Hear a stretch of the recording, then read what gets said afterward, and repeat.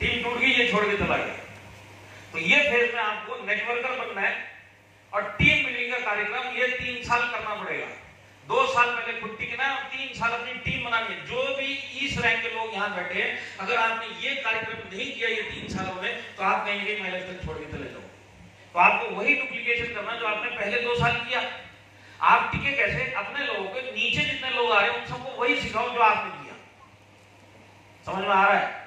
हाँ, ये हो गया सेकंड फेज। अब आपने क्या किया? टीम बना ली, टीम मेंटेन भी कर ली। अब जैसे ये कार्यक्रम हुआ, आप थर्ड फेज में पहुंचे। तो थर्ड फेज में पहुंचने के बाद क्या होगा? अब आप 50 लाख या 70 लाख वाले एसटीसी हो जिसने बैच कर लिया है, आप आरटीसी हो, आप एनटीसी हो, आप सीटीसी हो, आईटीसी, सब के सब आगे थर्ड फेज। तो अब हुआ क्या कि पहले 2 साल इसने टिका, उसके बाद 3 साल इसने टीम बनाई और अब ये बन गया सीनियर एसटीसी, आरटीसी या एनटीसी। अब इस फेज में इनको क्या करना है? लीडरशिप का फेज है ये 5 साल के बाद आता है। ये लीडरशिप का फेज है और ये मरते दम तक लीडरशिप का फेज चलना चाहिए।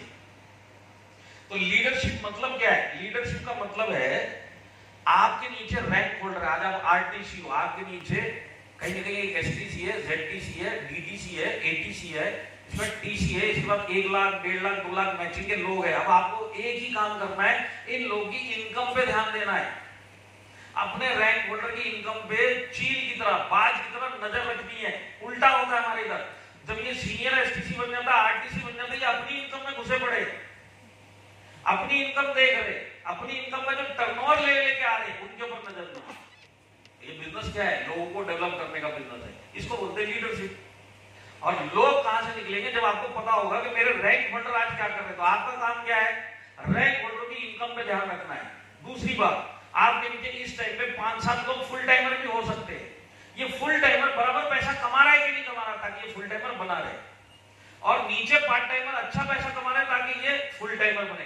ये पूरी नजर, ये पूरा स्ट्रेटेजी, ये पूरा प्लानिंग लेके एग्जीक्यूशन करने का काम, इसको बोलते हैं लीडरशिप। बहुत सारे आरटीसी, बहुत सारे एसटीसी, बहुत सारे एनटीसी तक भी ये काम नहीं कर पाते। वो खुद की इनकम के ऊपर ध्यान देते, नीचे से धीरे धीरे लोग रैंक होल्डर छोड़ के चले गए, फुल टाइमर पार्ट टाइमर बन गए, पार्ट टाइम के लोग फुल टाइम नहीं बन रहे, और उसके बाद क्या होता है?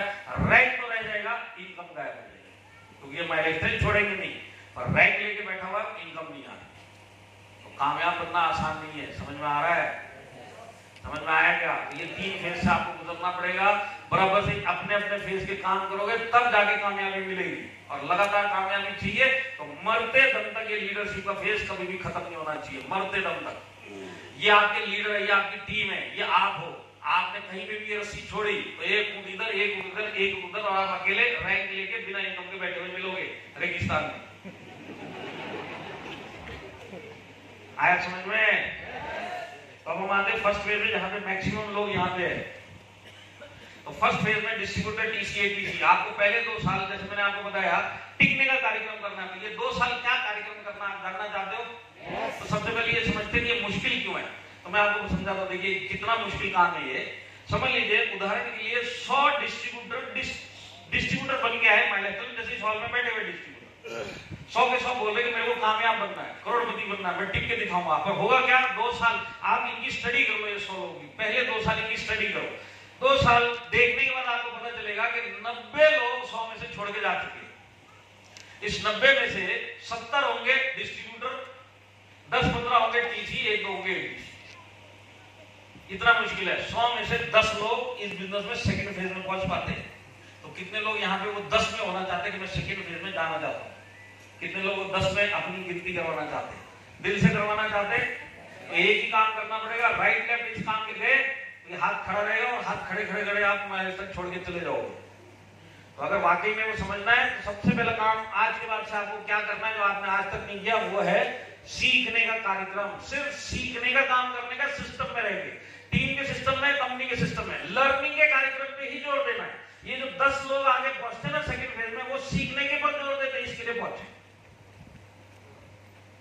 तो आज के बाद आपको सिर्फ सीखने के पर ही ध्यान देना है। और ये कितना मुश्किल फेज है मैं आपको समझाता हूं। देखिए कि आप देख रहे सूखा पड़ा हुआ है, सूखा पड़ा है कि नहीं पड़ा है? यहाँ पे आपको दरारें भी दिखाई दे रही सूखे के पीछे। 100 लोग इस जमीन पे है, 90 लोग यहीं कहीं दफन हो गए। ये मुश्किल है 10 लोग यहाँ पे हो हम पहुंच गए सेकंड पे। इतना मुश्किल है ये। आप एक ऐसे रेगिस्तान में जहां पानी जल्दी मिलेगा नहीं, और पानी चाहिए तो सीखना पड़ेगा। तो ये मुश्किल क्यों है, उसके ऊपर चलते देखिए क्या होता है। पहले 2 साल ये चलेगा तो आगे बढ़ेंगे। बहुत मुश्किल है इस बिजनेस में। 100 में से 90 लोग क्यों छोड़ के चले गए। देखिए सबसे पहले ये जो पहले 2 साल है ना, आपकी मेहनत बहुत लगेगी और आपका रिजल्ट बहुत कम आएगा माइलेस्टल में। होता क्या, दिमाग माइंड गेम खेलता है। कैसे खेलता है कि जब आपने माइलेस्टल का प्लान सुना तो समझ लो आपको आपके सीनियर की BMW, उसका 2,10,000 हफ्ते का, उसका TDS सर्टिफिकेट, उसकी प्रॉपर्टी, उसका सब कुछ दिखा के आपको ज्वाइन करवाया कि नहीं करवाया। ये सब दिखाया गया तभी तो आप ज्वाइन हुए। भाई इसके पास BMW, ये 2,10,000 TDS सर्टिफिकेट, ये सब देखने के बाद आप ज्वाइन हुए। तो अब ज्वाइन होने के बाद जब आपने काम करना चालू किया तो पहले 2 महीने में आपके समझ में आ गया 2,10,000 हफ्ते का छोड़ो, 210 रुपए महीने का भी नहीं आ रहा इधर। तो सुना कुछ और था, हो कुछ और रहा है। तो फर्स्ट लॉट तो यहीं दम तोड़ के निकल जाता है, बाप रे बेवकूफ बना दिया। जबकि यहाँ पे हकीकत है लोग 2,10,000 लेते हैं। आपको भी मिलेगा, इन्होंने जो काम किया वो आपको करना पड़ेगा। सबसे पहला आज के बाद का काम है, पहले 2 साल सीखने में लगा दो। आपको इनकम पे ध्यान नहीं देना है। 210 रुपए आ रहा है, 2,10,000 हफ्ते का सुना है, वो सबके चक्कर में पड़ोगे।